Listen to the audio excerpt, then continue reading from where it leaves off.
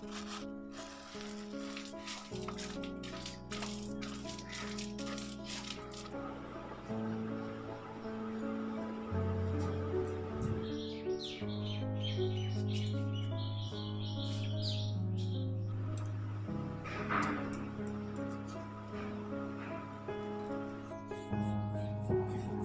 Morning everyone, welcome back to our channel. আশা করি সকলে খুব ভালো আছো।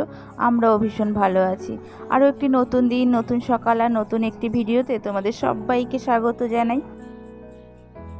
আজ শনিবার, সকাল এখন 6টা মতো বাজে, আর এখন থেকে তোমাদের সাথে নিয়ে আরও একটি নতুন ব্লগ শুরু করছি। আশা করি তোমাদের ভালো লাগবে, আর ভালো লাগলে অবশ্যই একটা লাইক কমেন্ট করতে ভুলো না। আর যারা আমার নতুন বন্ধু আছো অবশ্যই চ্যানেলটিকে একটু সাবস্ক্রাইব করে দিও। আর পুরনো বন্ধুদের অনেক অনেক ধন্যবাদ আমাকে ভালোবেসে আমার সাথে থাকার জন্য। কারো জন্য কারো জীবন থেমে থাকে না, হয়তো বা কষ্ট দুঃখ মনে রাখা বা মনে মাঝে মধ্যে মনে করা অনেক স্মৃতি থাকে, অনেক কিছু জড়ানো থাকে, তাকে মায়া মমতা, বা তাদের একসাথে থাকলে হয়তো ঝড়গাঝাঁটি অশান্তি অনেক কিছুই হয়। তবুও কিন্তু তার ভালো দিকগুলো কিন্তু সে যখন পৃথিবীতে থাকে না, তার কিন্তু ভালো দিকগুলোই মনে পড়ে, কখনোই কিন্তু খারাপটা মনে পড়ে না।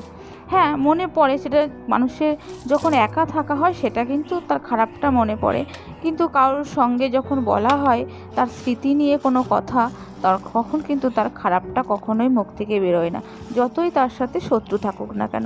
আজ দেখতে দেখতে 1টা বছর হয়ে গেল আমার শাশুড়ি মা আমাদেরকে ছেড়ে চলে গেছে। তাদের সন্তানদের অনাথ করে রেখে গেছে। এতগুলো সন্তান, তাদের আর মা ডাকার মতো কেউ নেই। কিন্তু কি বলো তো, তবুও তো থেমে থাকলে হবে না, সবাইকে তাদের সামনের দিকে এগিয়ে যেতে হবে।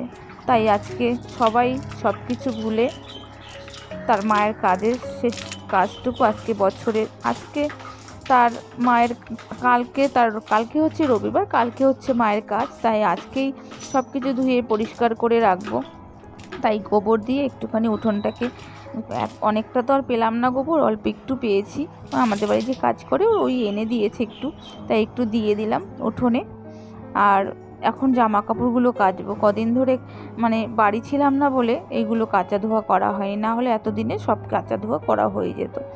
বাড়ি ছিল না ওর পাপা, তা কারখানায় আমাকে যেতে হয়েছে সকালবেলা, কোনো রকম রান্নাবাড়া করে রেখে চান পুজোটা দিয়ে বাড়ির থেকে চলে যেতে হয়েছে।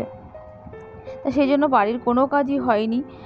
মানে বাড়ি থাকলে মানে সবসময় বাড়ি থাকলে একটা একটা করে ধুয়ে পরিষ্কার করে, মানে ওটা একটা কাজের চাপ থাকে না। যেরকম ধরো কালকে যেহেতু রবিবার, কালকে কাজ আর আজকে আমাকে এগুলো সব কিছু সমস্তটা করে ফেলতেই হবে, না হলে উপায় নেই। আর দেখেছো তো কেমন গরম পড়েছে, একদিনে এত কাজ করা সম্ভবও না। তার মধ্যে যদি আমরা তো ব্লগিং করি, আর এর মধ্যে কিন্তু ক্যামেরা ধরা করা, এডিটিং করাতে কিন্তু অনেকটা সময় লেগে যায়। সেই কারণেও কিন্তু আমাদের একটু দেরিই হয় কাজ করতে, কেননা একটা ক্যামেরা সেট করে নিজেকে ঠিকমতো দেখা যাচ্ছে কি না, ব্যাকগ্রাউন্ড ঠিকঠাক আসছে কি না, সব কিছু দেখে করতে গিয়ে কিন্তু অনেকটা টাইম চলে যায় একটা কাজের পেছনে।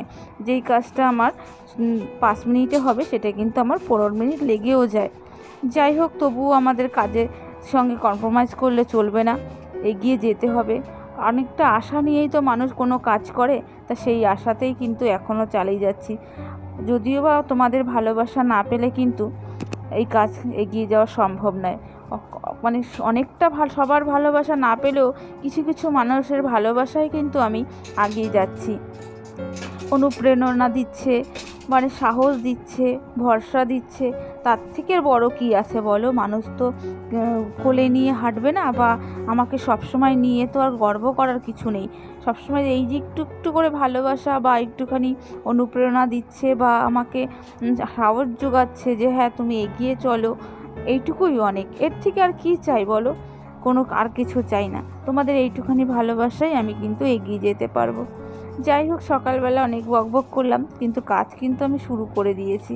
ঘরে এই ছেলের ওই ঘরে, এখন তো এই ঘরে ছেলে থাকে না, যেহেতু ওই ঘরে এসি লাগানোর পর থেকে ছেলে এই ঘরে থাকে না, তাই এই ঘরে বেড কাভারটা আগেই তুলে নিলাম। ওই ঘরে ছেলে শুয়ে আছে, ওই ঘরে তোমাদের নিয়ে যাইনি, ওই ঘরে ক্যামেরা ছাড়াই আমি কাজ করে এসেছি।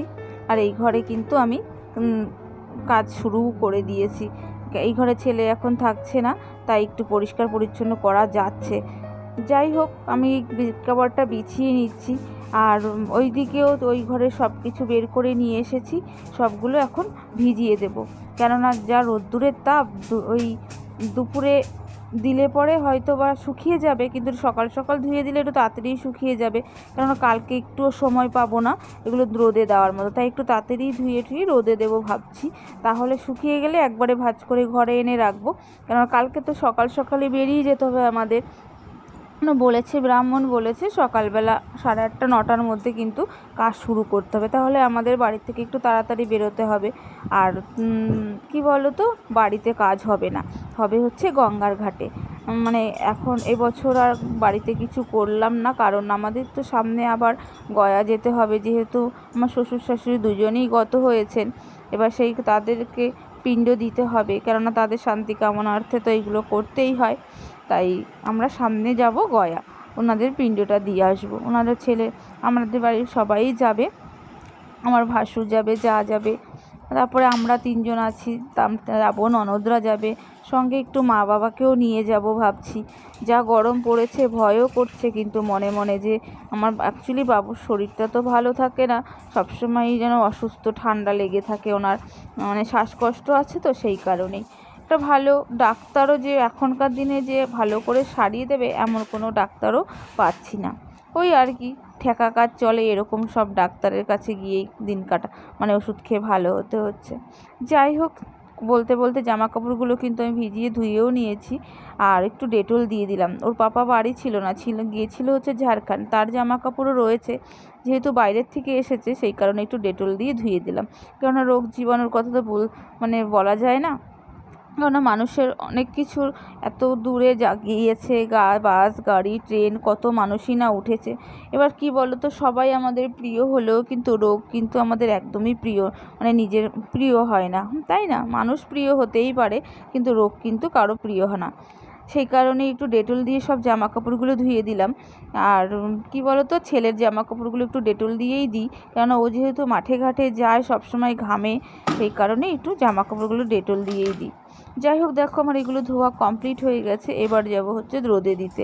ওই কথাটা মনে পড়লেই না আমার যে কী কষ্ট হয় সেই কথা আর বলে নেই। মানে রোদ্দুরে গিয়ে জামা কাপড় মেলতে যে কী কষ্ট হয়, ভাবছিলাম সকাল সকাল, কিন্তু সেই দিকে সকালে রান্নাটাও তো করতে হলো, কেননা আজকে ব্রাহ্মণ বলেছে আতপ চাল খেতে, সেই কারণে তাদের জন্য মানে ছেলে আর ছেলের পাপার জন্য রান্না করলাম আলাদা আলাদা। ছেলের জন্য সেদ্ধ ভাত করলাম, ছেলের পাপার জন্য একটু আলু সেদ্ধ মানে আতপ চালের ভাত করে দিলাম। আমি এখনও কিছু খাইনি, যেহেতু সংযম করতে বলেছে সেই কারণে আমি সকালবেলা এখনও খাইনি।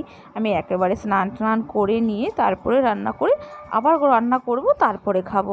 ওদেরকে আগে সকালবেলা করে দিলাম, সেই কারণে আমি একটু আমার কাজেও একটু দেরি হয়ে গেল। যাই হোক, তবুও ওদের অনেকটা বেলা তো, ওদের না খাইয়ে দিল, গরমের মধ্যে বেশিক্ষণ না খেয়েও থাকতে পারে না। আর যেহেতু ওর পাপা রাতেবেলায় এসেছে ঝাড়খণ্ড থেকে, কদিন ধরে খাওয়া না ঘুম না, তো তারপরেও এসেছে, মায়ের কাজ করতে হবে। আমি চেয়েছিলাম করুক ওর মায়ের কাজটা, কিন্তু ও তো ভেবেছিল ওইখানে গেলে আসতে পারবো কি পারবো না, কিন্তু কাজ মিটে গেল, তাই বললাম চলেই আসো, কেননা বাৎসরিকটা করাটা উচিত। কেননা তোমরা সন্তান, তোমরা যদি মায়ের কাজটা যদি না করো কী করে উদ্ধার হব বলো? তা দেখলাম কথা মতো চলেই এসেছে, তাই আমিও চাইছিলাম যে ও করুক। এবার না, যদি না পারতো তাহলে হয়তো বা আমাকেই করতে হতো, কেননা একজন তো শুচি হতেই হবে, তাই না? বাৎসরিক না করলে পরে এদিকে দেখো কত একটা বছর হয়ে গেল কোনো মন্দিরে যাচ্ছি না, পুজো মানে রাম মন্দিরে সংকল্প করে পুজো অর্চনা করতে পারছি না, মনটাও ভালো লাগছে না। দেখবে একটু পুজো অর্চনা না করলে, সংকল্প করে পুজো না করলে ভালোও লাগে না কিন্তু।